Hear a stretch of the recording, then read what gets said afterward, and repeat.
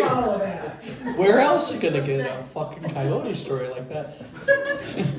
Eating coyote dick. Even I haven't thought of that. Amazing. Spotted dick. Spotted dick, right. I've been to England and eaten eel. I adore this storyteller. I've heard her at the American School. And here comes Colleen Casey.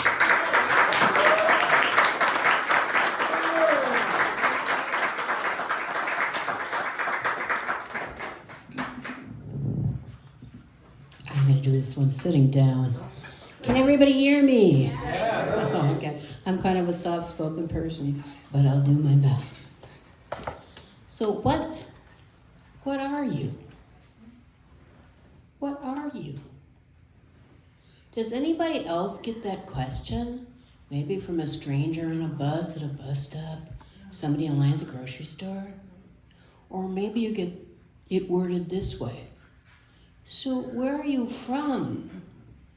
Or what's your ethnic background? Again, strangers talking to me like this. Well, then there's the line I used to get when I was a younger woman. You're so exotic. What are you? Now I recommend, please don't use that as your opening line, and don't try to use it as a pickup line because the other person's gonna be really turned off. So sometimes I get the question from non-Native American people. So are you Native American? And this might be from new immigrants from Thailand, from Ethiopia, Somali, or it might not be. And I always answer yes, I'm mixed.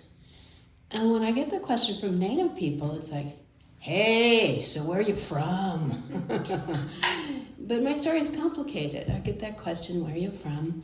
And I answer the question, Bade Magantawan Dakota descent. Now, descent is the key word. I don't know how familiar you are with this, but being Native American is the only ethnicity that currently has legal ramifications. And the idea was, in this country, if you had one drop blood, you were black and you were enslaved, so your personhood was taken away. The thought was with Native people back in the day when our founding fathers were thinking about expanding the country and taking over the territory of the Native peoples, that, well, maybe the Native people, they could intermarry and they could be Christianized, and we could have this system called the blood quantum system. Anybody familiar with that? Yeah, the blood quantum system.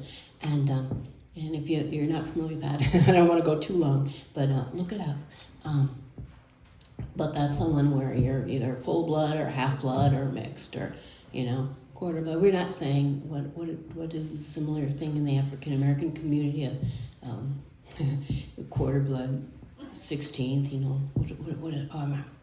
I'm forgetting. I'm getting old. I'm getting forgetful. But we don't do that anymore with black people, historically black people. We do that with Native Americans. In fact, sometimes Native American people guess my blood quantum. They always think I have more Native blood than I do.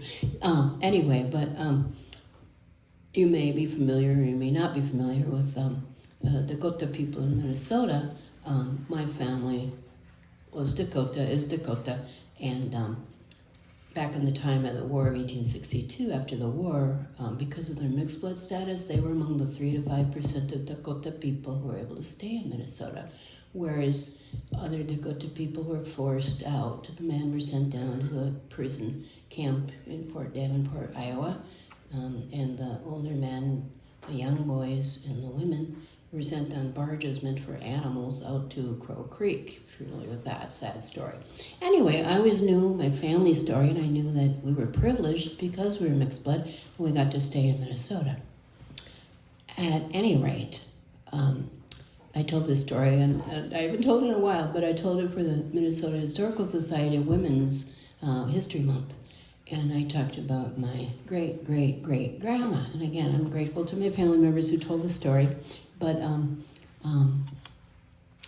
her name was, I don't even know. I've got somebody in the house who could probably tell me, but they say her name was Nagi Nomina. And that translates in English to Spirit in the Moon. And she married, you might have heard of Philander Prescott. You heard of Prescott, Wisconsin? You studied Minnesota territorial history. That was my great-great-great-grandpa. And people know him, but they don't really know her. At any rate, as a young woman, she did decide to marry him. He writes in his memoir, which is out on University of Nebraska Press, that when he was a fur trader with American Fur Company, he came from upstate New York, followed his brother out here. He'd been doing some work and taking hordes of furs down to Missouri. And he was let go from the American Fur Trade Company down in Missouri. And he's like, what am I going to do? I'm 19, 20, but there's this girl I really liked, and she's probably marriageable age. And she was about 17, and he was maybe 20, and he came back and married her. So they got married, and they had children. And they had a boy, and then a girl, and another boy, and another girl. And they lost their firstborn child because he decided to send his son William downriver to a boarding school. And so the boy went down to be trained like a European American, and he died there. After he died, his wife left him, his Dakota wife, my great-great-grandma left him, and he went off and did some debauchery and got drunk and then got saved and came back. And what he really wanted to do was find her because he still loved her. So he went out, and the Dakota people were having a hunt out in Montana in the winter, and he found her. He said, come back, I'll marry you, let's get married and Christianize, and we'll continue to be married. Now, I've never been married, I never had children. I don't know, I would have taken him back, but she took him back.